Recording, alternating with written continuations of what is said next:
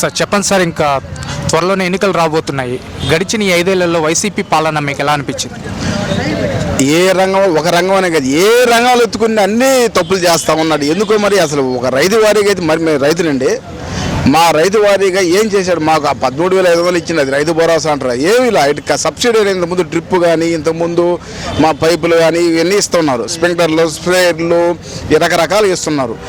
Zinc ఇస్తున్నారు, కనీసం zinc కూడా ఇచ్చేదానికి దిక్కు లేకుండా ఈ గవర్నమెంట్కి.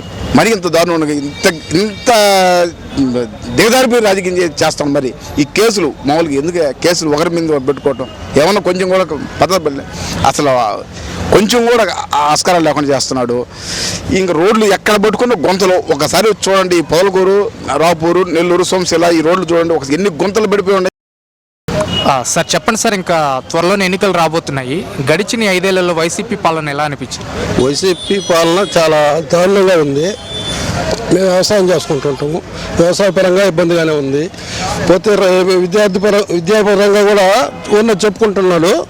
ఈ మేము పిల్లకాయలకి అదని ఇదని ఒకటో తరగతి నుంచి అమ్మ ఒళ్ళని ఇవన్నీ విద్యా వ్యవస్థ కూడా సరిలేదు.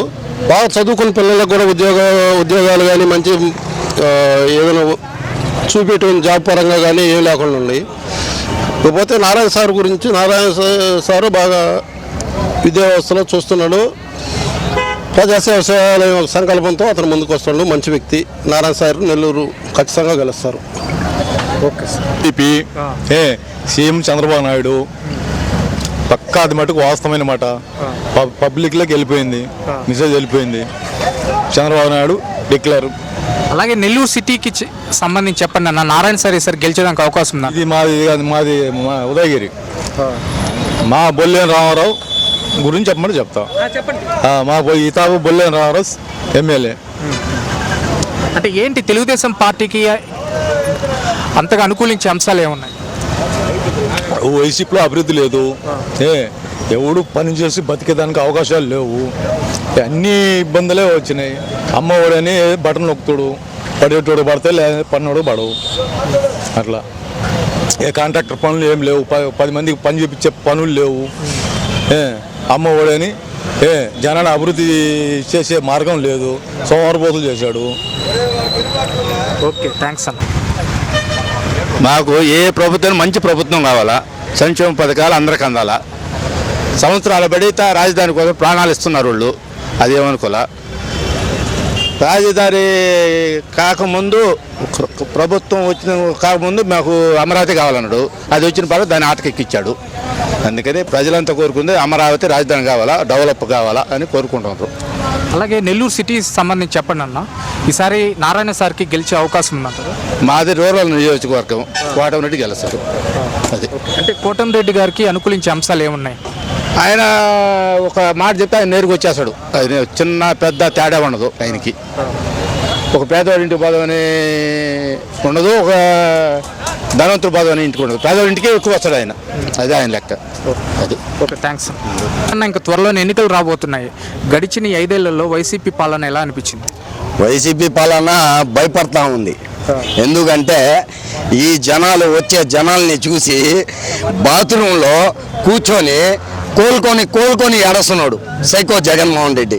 ఎందుకంటే ఈ జనాలు ఏంది, నేను చేసిన పనులు ఏంది, నేను చేసిన అభివృద్ధి లేనిది అనేది మనసులో బాధపడుతున్నాడు. 33 ఏడి కేసులు ఉన్నాయి. ఈ కేసుల నుంచి బయటపడాలా? కర్మ తాలక చంద్రబాబు నాయుడిని అరెస్ట్ చేయించానే, బుద్ధి తక్కువైంది. కాబట్టి ఈ ప్రజలు ఇప్పుడు చంద్రబాబు నాయుడిని ఏడుకుంటున్నారు. చంద్రబాబు నాయుడు సీఎం అయితే నేను ఇంకా జైలుకి శాశ్వతం, నా కుటుంబం దూరం అయిపోయింది, నా ప్రజలు దూరం అయిపోయారు, ఇంకా చంద్రబాబు నాయుడు కాళ్ళైనా పట్టుకున్నాం అనే శృతిలో ఉన్నాడు సైకో జగన్మోహన్ రెడ్డి. సరే అన్న, నెల్లూరు సిటీ సంబంధించి చెప్పండి, నారాయణ సార్కి సార్ గెలిచేదానికి అవకాశం ఉంది? నారాయణ సార్ 1,00,000 ఓట్లు కంటే మెజార్టీ. ఒక్క ఓటు తగ్గిన మా ముస్లిం సోదరులు పేర్లు తిప్పుకునేదానికి కూడా సిద్ధంగా ఉన్నాం. 1,00,000 ఓట్లు మెజార్టీ తగ్గదు, ఒక్క ఓటు కూడా తగ్గదు. అంటే ఏంటి నారాయణ సార్కి అనుకూలించే అంశం? నారాయణ సార్ ఏంటంటే పార్టీలో గెలిచిన తర్వాత పనులు చేయడాయన, పార్టీలో లేనప్పుడే చేస్తాడు. ఎందుకంటే ఆయనకు కావాల్సిందే ప్రజలు అభిమానం.